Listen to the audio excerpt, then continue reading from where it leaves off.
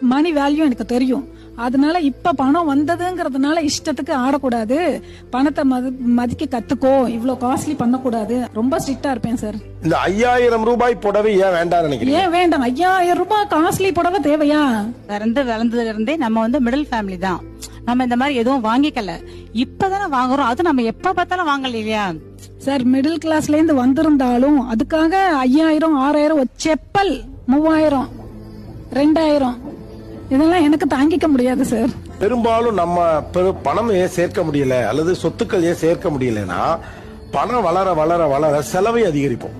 கண்டிப்பா சார். இந்த மாதிரி ஒரு அக்கா இருக்க போய் தான் இன்னைக்கு ஒரு பிள்ளை டாக்டருக்கும் ஒரு பிள்ளை இன்ஜினியரிங் படிக்குது. அதை ஒத்துக்கிறீங்களா இல்லையா? அது கண்டிப்பா ஒத்துக்கிறேன். பணம் வரையில நிதானமா இருந்தாதான், நியாயமான செலவுகளை மட்டும் செஞ்சுக்கிட்டா தான் நம்ம வளர முடியும். ஒரு 2000 ரூபாய் செருப்பு அப்படிங்கிறது உங்களுக்கு எப்படி தோணும்? எனக்கு அதெல்லாம் 2 லட்சத்துக்கு ஈக்குவலா நான் நினைப்பேன். 2 லட்சத்துக்கு நினைப்பேன்.